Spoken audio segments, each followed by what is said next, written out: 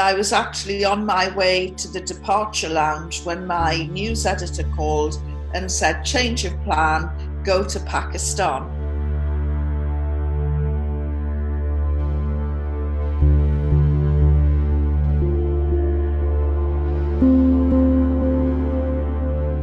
That is the World Trade Center, and we have unconfirmed reports this morning that a plane has crashed into one of the towers of the World Trade Center. I was on my way to New York because that's where the story was, the collapse of the Twin Towers, the terror attack, the attack on the Pentagon. I was actually on my way to the departure lounge when my news editor called and said, change of plan, go to Pakistan. Well, I had no knowledge of Pakistan other than what I'd seen on TV, and that was very limited. Other than the famous cricketer Imran Khan, I knew nothing about Pakistan. And I was very reluctant, but I went. There were about 3,000 journalists within that week arrived in Islamabad, and it was quite an incredible experience waiting for the war to start while the war of words unfolded between Washington, London. Islamabad was playing a key role through General Pervez Musharraf. At that particular time, I was in Pakistan when he addressed the nation to say whether Pakistan, exactly where its position was going to be. Pakistan has taken a considered decision to be a part of the coalition, to be with the United States, to fight terrorism in all its forms, wherever it exists. And it was quite clear at that point. He had a metaphorical gun to his head from America, and he had to react accordingly. I'm very competitive. I don't like sitting being spoon-fed, and so I wanted to get a story that nobody else had got. And to my mind, that was going into Afghanistan.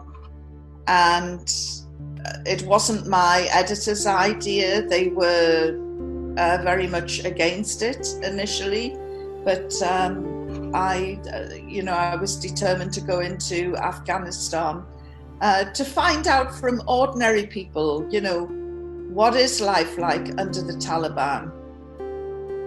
Is it the most brutal, evil regime in the world? That's what George Bush and Tony Blair were saying. But of course, if you're going to bomb a country, you can't drop bombs on nice people. So you have to demonize them first. I wore the all-enveloping blue burqa and went in with a couple of guides. And if we had been challenged, they would have said that I was deaf and dumb and not able to respond. So that was the cover story that we went, and we went in.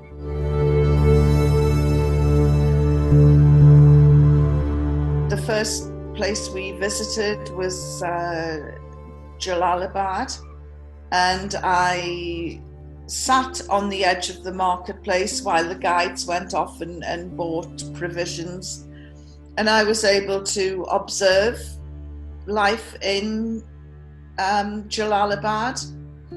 And then we went into a village a couple of miles away called Karma. That day, the Taliban spiritual leader, who had already kicked out all of the Western media from Afghanistan, he released an edict just that morning to say anyone helping a Westerner during this time of escalating tension would be arrested. So I was taken into a room of a house and sat there while they decided what they were going to do. And of course, Afghans have this overwhelming need and drive to be hospitable. And so very soon they forgot the burning issue of, are we in danger? But they wanted to know more about me.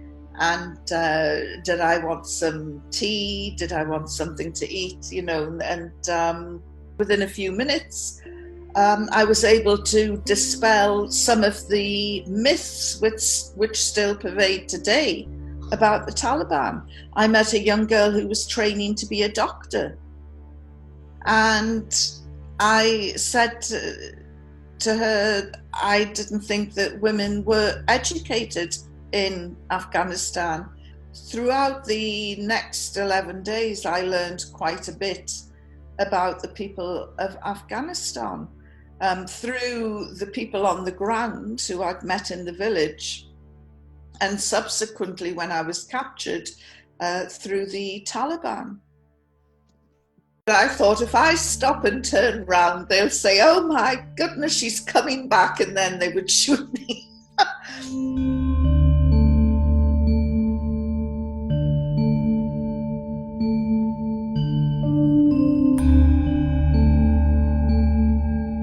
Afghanistan's Taliban regime says it will put the British journalist Yvonne Ridley on trial for entering the country illegally.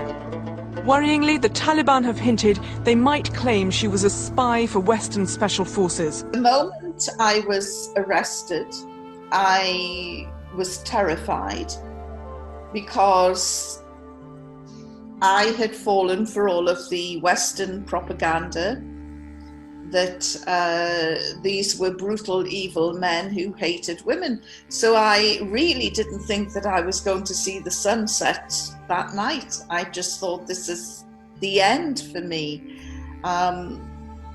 So I was quite frozen with fear. And I was taken to the intelligence headquarters in Jalalabad.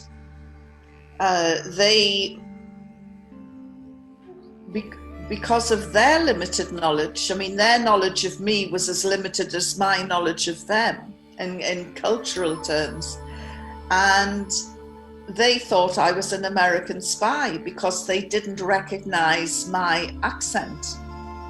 They thought it was it's from the north of England, near the Scottish border. And I tried to tell them, we don't all speak like the Queen.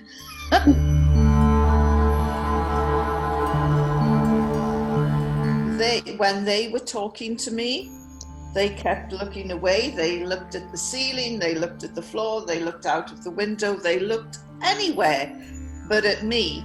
And I just thought, they can't look me in the eye because they know that they're going to kill me and they're feeling too guilty.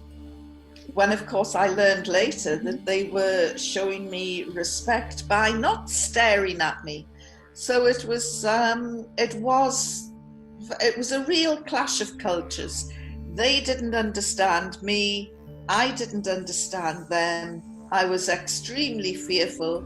And so once I became accustomed to the idea they're going to kill me, the biggest fear then was, will they torture me? Will they rape me? Will they abuse me?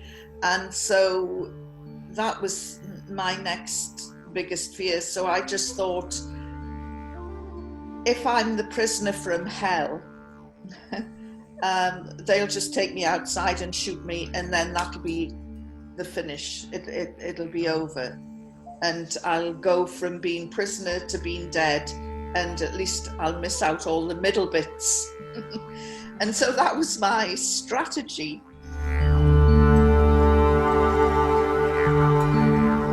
They kept responding to me when I was rude, aggressive. I threw things at them, I spat at them. They kept saying, why are you behaving like this? You were our guest, we want you to be happy. And I'm thinking, why are they acting like this? they're supposed to be evil and brutal. This is obviously a game that they're playing, you know, like a cat and a mouse. They're going to let me think that they're really nice, and then at the last minute the claws will come out. So throughout the whole experience, I don't think we came to one understanding with each other, but in truth, they never laid a finger on me. They never touched me. They didn't respond in an aggressive manner. If they were upset with me, they just got up and walked out. You know, we don't want to talk to you. And so it was not what I expected. I'm sure I wasn't what they expected. At the Sunday Express, her employers insist she's a bona fide journalist who only entered Afghanistan to report on the humanitarian situation. And after 11 days, I was released on humanitarian grounds, even after the war had started. And I don't know who was happier when I walked back into Pakistan, whether they were glad to see the back of me or I was happier just to get away from them.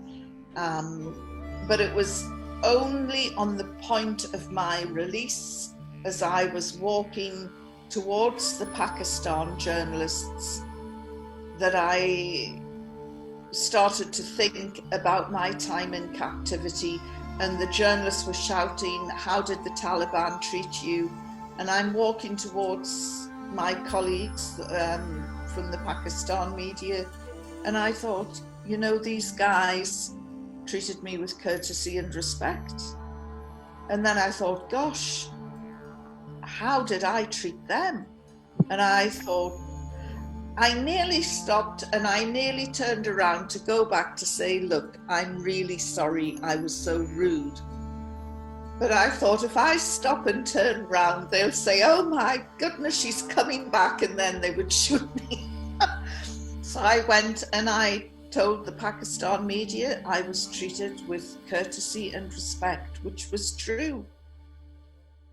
So I unlocked the door, and there, standing in front of me, was a man who made my blood run cold.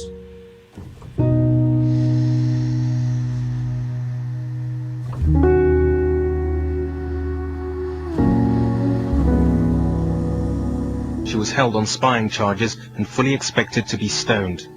But instead of ending her life, her experiences in that Afghan cell were to change her life forever. On the 6th day, the translator, a young guy called Hamid, said to me, you have a very important visitor today, and you must be respectful. Please don't shout, please don't throw things. This is a very high person who is coming to visit you today. And I said, who is it? And he said, I can't say. And I said, you know, is it Mullah Omar? Or is it Osama bin Laden? You know, who is it? And he said, I can't say, I can't say. So off he went, and about 15 minutes later, there was a knock on the door. Although I was the prisoner, I had the key, because they gave me the key. So I unlocked the door, and there, standing in front of me, was a man who made my blood run cold. He was wearing an ivory gown that went right down to the floor, an ivory turban. He had a light brown beard and brown eyes. And his complexion was something that I'm looking at him and I'm thinking, is he wearing makeup? Because his face was shining, but the light wasn't shining on him, it was shining out of him. And I've never seen anything like this before. And I learned later that what I was seeing was the nur on this person's face. So I'm looking at this man. It was obvious that he was a religious cleric. And I just thought, I have avoided talking about religion for 6 days, and now this is it. You know, this must be the final hurdle before I get put up against the wall and shot. So he came in and we sat down. He sat opposite me, the translator was next to me, and he asked me what my religion was. And I thought, oh, here we go. And I said, I'm a Christian. And he said, yes, but are you a Roman Catholic? Are you a Protestant? I said, I'm a Protestant from the Church of England. And he said, and what do you think of Islam? Well, you know, in truth, I knew nothing about Islam. The little bit of knowledge that I had gleaned was wholly incorrect, as it would transpire later. So I knew nothing about Islam. And he said, what do you think of Islam? Oh, I said, it's wonderful. It's absolutely amazing, you know, and went off in praise of this faith that I knew nothing about. And he sat and he smiled, and then I stopped and he said, Islam is a beautiful religion. And I looked at him and I said, I couldn't agree more. I said, do you know, the people around here love their faith so much. I said, you'll never believe how many times a day they pray. And this is where I showed my ignorance. I said they pray 5 times a day. Because when you're in prison and there's nothing to do, you count things. I counted the prayers. I had no idea that Muslims prayed 5 times a day. He must have thought, you stupid woman, but he was far too polite to say that. And then he said, so you would like to convert? And he invited me to embrace Islam. And I just thought, oh, what am I going to say now? If I say yes, he'll say, you insincere, fickle woman, take her away and have her stoned. Or if I say no, he'll say, how dare you insult Islam, take her away and have her. So I'm thinking, what am I going to say? And then I just said, look, I can't make such a life-changing decision while I'm in prison, but I will, if you release me, I will read your holy book and I will study Islam. And he just smiled. He didn't say yes or no or anything, and he got up and left. When I got back to London, it would have been easy for me to think, well, I'm not keeping my promise. But I also thought, as a journalist, it was quite clear that I knew nothing about Islam.